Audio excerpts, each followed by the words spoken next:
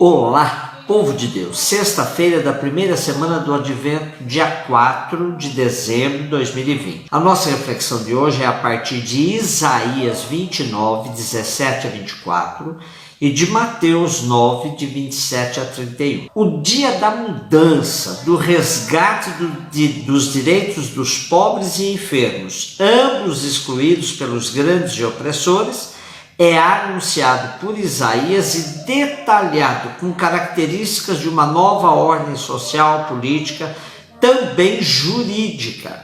Na reviravolta descrita pelo profeta, surdos, cegos, oprimidos, pobres, inocentes, terão motivos para bendizer ao Deus de Israel. O tirano, o cínico, o prepotente, os trapaceiros, os malfeitores, os que buscam a iniquidade, os que subornam os juízes, serão castigados e aprenderão a lição. Os grandes e poderosos pensam sempre que são imortais, que tudo podem, não respeitam a justiça e nem praticam o direito. Montam um esquema em que todos os poderes se subjugam a eles, começando por aliciar o sistema jurídico, comprando os juízes que sempre desequilibram a balança na hora do julgamento, prejudicando os pobres e os oprimidos. Porém, o profeta diz que o poder verdadeiro pertence a Deus, que não tardará a fazer justiça, a provocar a reviravolta. Passamos anos nesse esquema e os detentores do poder cada vez mais sofisticam a exploração e os esquemas de injustiças, por meio de leis que eles mesmos criam, para se sustentar no poder e garantir vida fácil aos seus descendentes. A profecia sempre vem em socorro dos pobres, para que não desanimem na caminhada. Mateus 9, 27 a 31. Mateus registra o cumprimento das profecias na prática de Jesus, quando se dá a recuperação das vistas dos cegos, como resposta à fé deles. Os capítulos 8 e 9 de Mateus constituem o segundo livrinho com a parte narrativa, onde são descritas várias ações de Jesus que fazem emergir a força do reino. Os cegos tinham fé, mas uma fé ainda equivocada, pois foram atrás do filho de Davi. Porém, frente à pergunta de Jesus, essa perspectiva muda de plano e eles identificam em Jesus o Senhor, o Kyrios. E é em nome dessa fé correta que Jesus opera a cura. Temos ainda no relato de hoje uma das inúmeras vezes que Jesus, nos evangelhos sinóticos, recomenda que não se faça propaganda, sobretudo de suas curas. Temos essa recomendação em relação à cura de um leproso, em relação a várias curas entre aqueles que o seguiam, a ressurreição da filha de Jairo, a cura de um surdo e gago, a cura de um cego em Betsaida e a cura dos 2 cegos do texto de hoje. Fora do âmbito das curas, Jesus ainda pediu que os discípulos não comentassem sobre a transfiguração. Jesus não foi atendido em praticamente todas essas recomendações. Mas por que Jesus as fazia?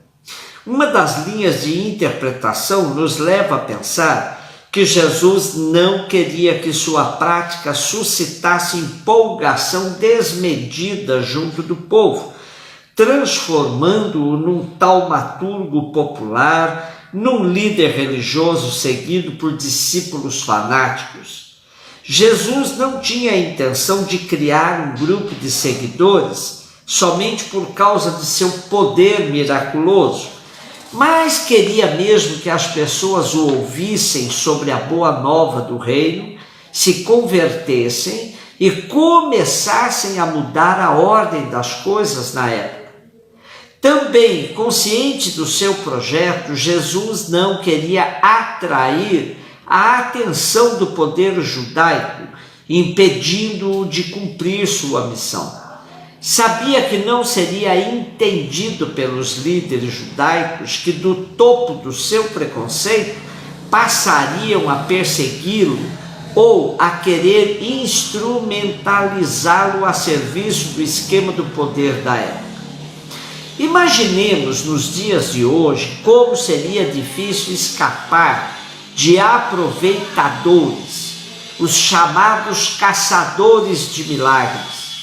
Além da mídia, Jesus teria que andar fugindo de pessoas que iriam cercá-lo em vista de lucro e do chamado empreendedorismo. Não faltariam os gestores querendo fazer de Jesus um empreendedor de sucesso. Por muito menos temos hoje os falsários milagreiros que vivem de prometer curas e curas ao povo em nome de Jesus. Agem exatamente na contramão da prática de Jesus. Nosso povo, por falta de formação adequada, vive a seguir esses embusteiros, enriquecendo-os e sustentando uma empresa de sucesso com nomes variados de pretensas igrejas cristãs. A Igreja Católica, que acentuou por longos anos apenas uma prática sacramental e devocional, gerou inúmeros cristãos sem o esclarecimento devido da fé. Assiste agora à debandada desses fiéis que cegamente vão atrás dos que prometem curas e milagres. Somente um processo de formação profundo e sistemático será capaz de conter o esvaziamento atual da Igreja Católica. Porém, isso leva tempo. O Papa Francisco nos alerta que o tempo é superior ao espaço. Num texto interessantíssimo, ele diz: existe uma tensão bipolar entre a plenitude e o limite. A plenitude gera a vontade de possuir tudo, e o limite é o muro que nos aparece pela frente. O tempo, considerado em sentido amplo, faz referência à plenitude como expressão do horizonte que se abre diante de nós. E o momento é a expressão do limite que se vive num espaço circunscrito. Os cidadãos vivem em tensão entre a conjuntura do momento e a luz do tempo, do horizonte maior, da utopia que nos abre ao futuro como causa final que atrai. Daqui surge um princípio para progredir na construção de um povo. O tempo é superior ao espaço. Portanto, o importante é desencadear processos de superação, mesmo que a gente não alcance ver o seu fim. Frei Beto sintetiza bem a esperança de quem crê na importância de acreditar no tempo. Diz ele: vejo hoje o mundo numa situação bastante crítica, bastante difícil, e creio que a gente vai passar por momentos extremamente precários, mas não perco a esperança e quero morrer ajudando a plantar semente de um futuro diferente. Então, ainda que não vejamos a primavera, sejamos persistentes em ser sementes. Um beijo no seu coração.